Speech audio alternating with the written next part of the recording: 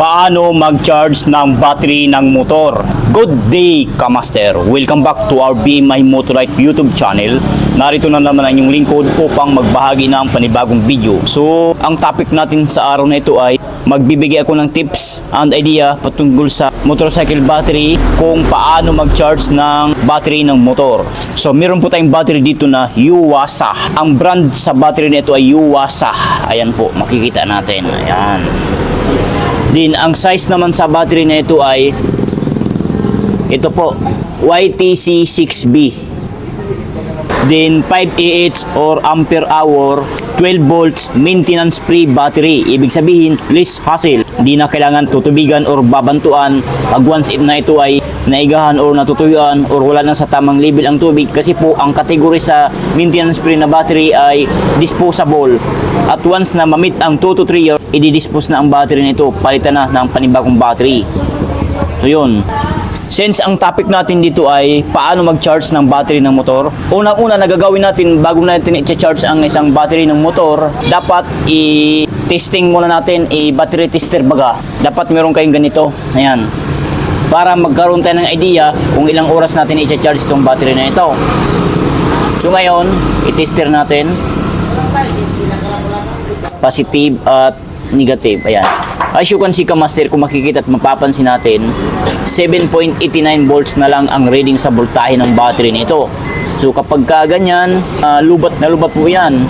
Dapat hindi ganito. Huwag natin gawing habit or nakasanayan na ganito palagi ang ating baterya. Ubos na ubos talaga ang laman, 7 volts na lang. Dapat bago i-charge ang baterya, kung gusto nyong alagaan ng ating baterya, dapat magpapalo yan dito ng 11 volts, 11.7 or 12 volt.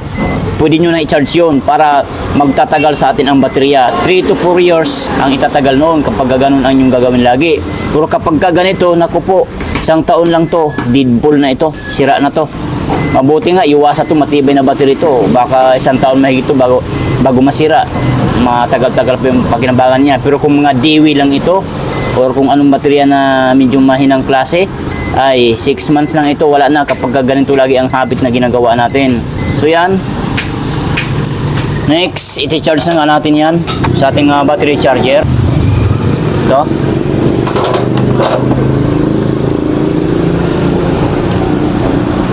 Remember, sa pagkakabit ng alligator clip ng battery charger, huwag na huwag po tayong magkakamali ha. Unahin natin tingnan natin itong sign na isang baterya. Pag makikita niyo ito, plus sign, ibig po sabihin, itong pulo na isang baterya, polarity, ito po ang positive polarity ng baterya. So dito naman sa alligator clip ng battery charger natin, pag makita nyo itong kulay pula, dito nyo po ikakabit yan sa plus sign. Yan. Dito naman sa kabila, minus sign. Kasi ang partner sa plus sign, minus sign. Kasi may tinatawag tayo na ground. Ito, negative kasi ito, negative polarity ng isang baterya. Itong pulo ng battery, ito ang negative. Itong sign, ginawa lang dyan para sinyalis baga sign na itong pulo ng baterya, ito ang negative. So ito namang alligator clip ng ating battery charger na kulay itim, ito, dito nyo ikakabit siya. Yan. O, kailangan ayusin din natin ang pagkalagay, pagkakapit. Huwag yung basta ilagay na lang. Ayusin din natin. Ayan, para maganda ang kanyang pagkakarga. Then, pagka nakabit na yan, ready na yan, saksak na lang natin yung kanyang unplug dito sa 220 volts na kuryente. Dini. Yan. Opya mani. Yan, nasaksak na yan. And then, i-open na natin dito sa kanyang switch on-off. Yan. Titigan nyo ng mabuti ha. Tataas tong kanyang ammeter gauge ng battery charger pag open natin dito. Ayan. Ting! O, di ba? Tumaas agad, walang pag-alinlangan. Diretso na tumaas kasi po, ibig sabihin, tumatanggap pa ng charge or karga itong battery natin sina-charge. Kahit mababa na yung kanyang voltahe, tuloy-tuloy ang kanyang pag-angat ng ammeter gauge. Ibig sabihin, goods pa itong battery na ito. Kasi nga po, matibay na battery ito. Yuasa, shout out dyan sa taga Yuasa. Agree po ako sa inyong baterya, matibay po talaga itong battery na ito. Kasi subok ko na to ng battery na to.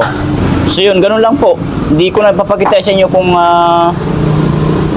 ilang oras ito mapo-full charge. Kasi pagka ganito, lubat ang ating baterya, 7 volts, mga ganun. 3 3 hours po ang pag-charge natin nito.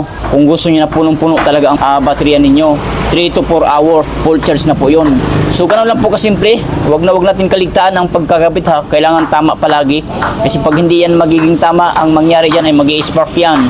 Magulat kayo, mabigla kayo pag mag-i-spark yan. Kaya kailangan dapat tama palagi ang pagkabit para hindi tayo magulat, mabigla. So yun lang, maraming salamat sa iyong panonood and huwag kalimutan mag-subscribe sa ating YouTube channel, BMI Motolite.